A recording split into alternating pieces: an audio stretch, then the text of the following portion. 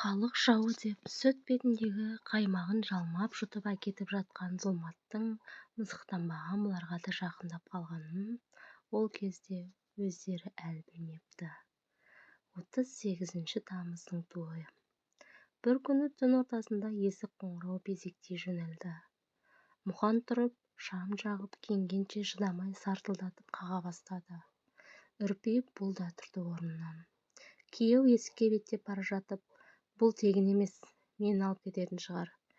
Қайтарар қайтармасы екі талай. Балаларға ие бол деп айтып үлгерді. Бұл тұрған жерінде тілі байланып қаққан қасықтай қатты да қалды. Есік ашылған бойда түстері суық, ұзын қара шинельді үш әскери тасыр-тұсыр кіріп келді. Қаптағаев, сіз боласыз ба деп екпіндей бөлмелерге бас сұғып аралап шықты. Сірә бөгде біреулер бар ма деп сақынғанына болар. Түсі боп-бозбор қуарып кеткен күрең Мұқан, иә деді күлгінше.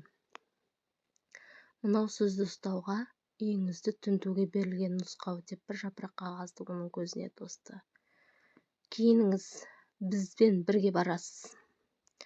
Үйді астан-кестен ақтарып, шағын екі кітап шкафы мен жазу столы, тағы оны-мұны киім-кешек тұрған бөлмені жауып, есігін сүрткіштеп тастады. Біздің рұқсатымыз ашпайсыздар деп бұйрық берді. Бол тез, жинал деп не киіп не қоярын білмей абдырап тұрған Мұқанды асықтырды. Ал енді не дейін, Құдай бізді қайта көрісуге жазсын.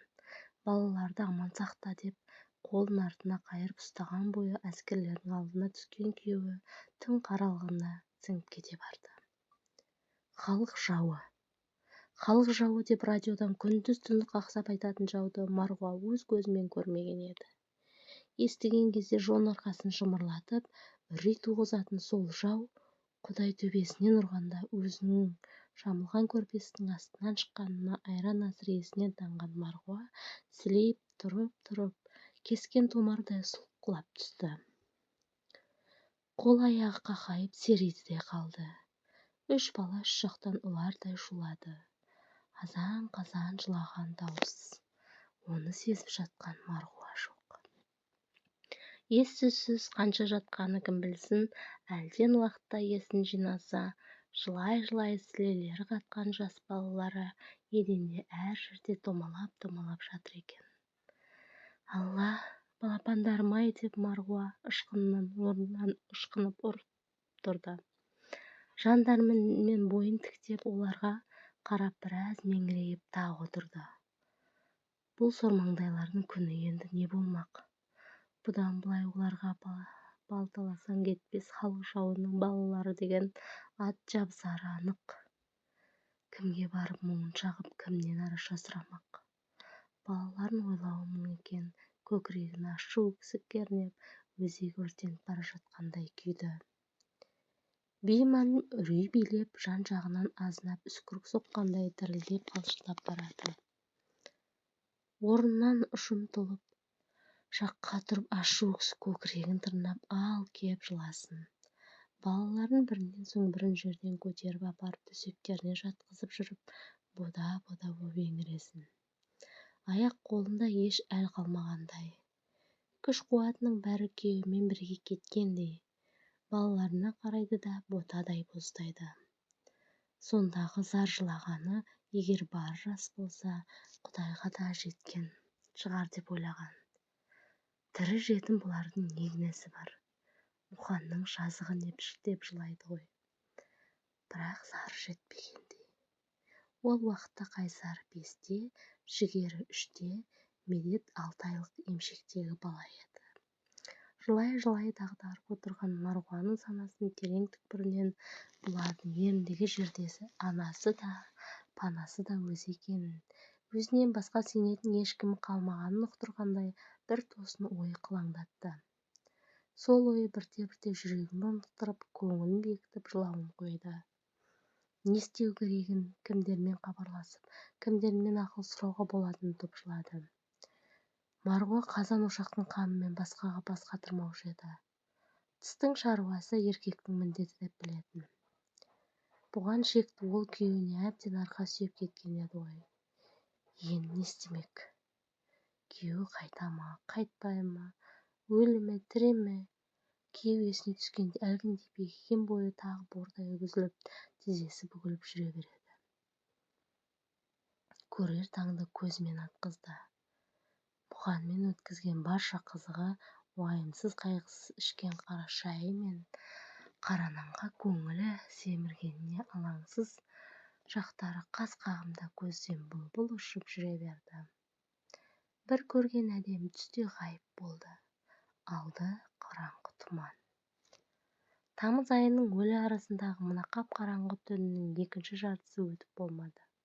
Осыдан бастап енді күні ми жетпес қапасқа айналаларын ол әлі анық білген жоқ еді.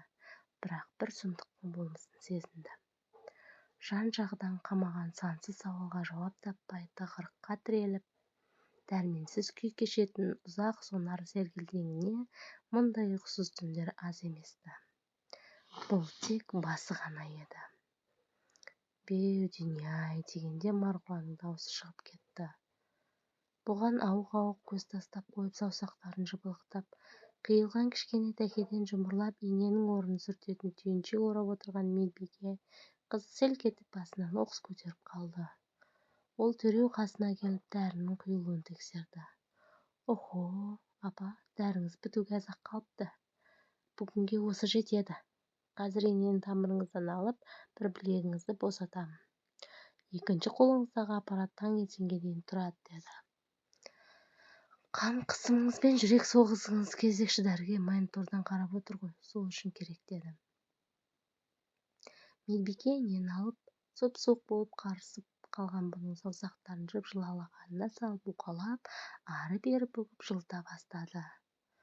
Жылытып жамылғының астына кіргізіп қымтап жауып қойды. Бұған іші қалай жылымасын. Риза болған Марғұла. Рахмет, өркенің өссін. Бақытты бол, деді шын ықыласымен. Менің жолымды берсін деңізші, апа. Сіздің жолыңызды беріп, сіз сияқты академиктің жары атансам жаман емес пе екен? Ой, жарқыным-ай, мен бірден академиктің әйелі болып көктен түсе қалдым деймісің? Менің жасымды берсін, ал шеккен бейнетімді ешкімге көрсетпей-ақ қойсын. Қойыңызшы, апа, түріңіз бейнет көрген адамға емес, үріп-ішіп, шайқап төгіп, заманның бар жақсылығын бір кісіде көрген жанға көбірек ұқсайсыз ғой. Қарағым, сырт пішін алдамшы келеді ғой. Жақсылықты да көрдім, көрмедім дей алмаймын. Бірақ соның үдесінен шыққанша қандай қоқай көрмедік, қандай өткелден өтпедік. Ой, апай, үлкен кісілердің бәрінің бізіне көрмейді дейтін әдеті бар емес пе? Сенсең де осы, сенбесең де осы. Япыр-ау, осы тақилетте сөзі бұрын да бір естіген секілді. Иә, есіне түсті. Елдегі ағайынның үйге келіп-кетіп жүретін студент қызы болушы еді. Бір күні институтты бітірдім деп келе қалған екен. Шайын беріп отырып әңгіме үстінде оқуыңды аяқтағаның оңды болған. Енді бір қойшының баласының етегінен ұста, тұрмыс құр. Аузың майдан арылмайды деген қалжың шыны аралас. Сол-ақ екен, ал қыз оқымаған, өзінің академиктің қатыны болып алып, институтты қызылға бітірген маған қойшының ұлына шық дегеніңіз қай сөзіңіз? Басқа жөн демеу аузыңызға түспеді ме? Әлде қимай отырсыз ба, деген шақ етті. Сасып қалған Марғұла, астапыралла, мына қыз не дейді деп сонда жағасын ұстаған. Күйеуге кісі лауазымына қарап емес, адамына қарап шықпас болар ма? Мына қыздың да көкейі белгілі болды. Марғұла әңгімені одан әрі созғысы келмей, іргеге қарай аунап көзін жұмды. Ұйықтап кетер түрі көрінбейді. Әлгінде үзілген ой желісін ары қарай сабақтады. Қолына ұстаған буыншақ түйіншегі бар Марғұла орталық көшенің қиылысында орналасқан, тұтастай бір орамды алып жатқан, ені мен ұзындығы бірдей сұп-сұр тас үйді алыстан айналып сол күні көріп жүрді. Ұстап әкеткендері осында келіп қамайды дегенді естіген. Күйеуінің дерегін білмекші болып жүрді. Неше күн өтті, тырс еткен хабар жоқ. Қандай күйге түсті екен? Жөні келсе бермекші болып алып шыққан керек-жарағы, онымызды азын-аулақ тамағы бар. Қаһарлы қамалдай көрініп түнеріп ызғар шашқан сұсы бөлегеге көшенің қарсы бетінен жасқана қарағаны болмаса, жақындап баруға батылы да жетер емес. Жұқа киінген мұның күздің салқын лебінен бе, әлде іштегі толассыз аласұрған үрейден бе, бойы қалтырап, тісі тісіне тимей сақылдай жөнелді. Не де болса жақындап баруға тәуекел етті. Есігі қайда болды екен? Көзіне түскен есіктің тұсына келіп алыстан байқастады. Кірген-шыққан біреу шығар ма екен деп үміттенді. Бірақ жан баласы көрінбеді. Бойындағы бар батылдығын жиып, бір үлкен есікке жақындап барып татты. Биік есік былқ етпеді. Қайта тәкаппарлана шалқайғандай. Ешқандай аяқ ізі жоқ. Демек, бұл есік болмаған ғой. Сұр үйге бойы үйренгенде ойжеттеніп айналып жүріп есік біткенді түгел тартып шықты. Бәрі бекер әурешілік. Есік атаулысы тарс жабық, бітеу, үймелшиген қалпы. Марғуаның төсі шымырлап сүт керней бастады. Есіне үйінде емшектегі жас баласының қалғаны сонда барып түсті. Қолымның еметін уақыты болған екен ғой, жылап жатыр-ау. Көтеремін деп қайсар төсектен құлатып алмаса жарар еді деп уайымдаған ол үйіне құстай ұшты. Төседі иіп қоя берді. Таңертең медетін емізіп ұйықтатып, үлкен екеуіне тапсырып, сырттарынан бекітіп кетіп еді. Оның ойнатын уақыты баяғыда болды. Өкшесі жерге тимей екі өкпесін қолына алып жетті. Үшеуі үш жерде еңіреп жылап отыр. Үлкені кішкентайын жұбата алмай қыстығып жыласа, ортаншысы соларға қосылып бостан-босқа еңіреуде. Боқатақандарым-ай, деп Марғуа келісімен үлкен екеуінің бетін жуып, қалтасынан тәтті алып беріп алдандырды. Кішкентайының жөргегін ауыстырып, қайтадан құндақтап емізуге отырды. Торғайдың балапандарындай аузын ашып жан-жағына бетін бұрып, емшек іздеп талпынған сәбидің түрін көріп, игіліп қоя берді. Екі ұрты бүлкілдеп, төсін сорған баласының жүзіне ашы жас тамып отырғанын сезер емес. Балалары жұбанды. Сүтке тойып медеті мұрны пысылдап ұйқыға кетті. Аналары қасында болған соң үлкендері де өздерімен өздері алаңсыз ойынды соғуда. Көз жасына ерік берген Марғуа сол отырғанынан іңір қараңғылығына дейін тырп етпеді. Бір уақытта тамақ сұрап жігері қыңқылдай бастады. Бұл лажсыз тұрып ас үйге беттеді. Мұқанды алып кеткен күні Марғуа қалтасында 40 соммен қалған. Соны балаларына талғажау етті. Оның да түбі көрінейін деді. Марғуа тас қамалдай сұсты үйдің есігін күзетудің бәрі танған жоқ. Бүгін де айналып жүр.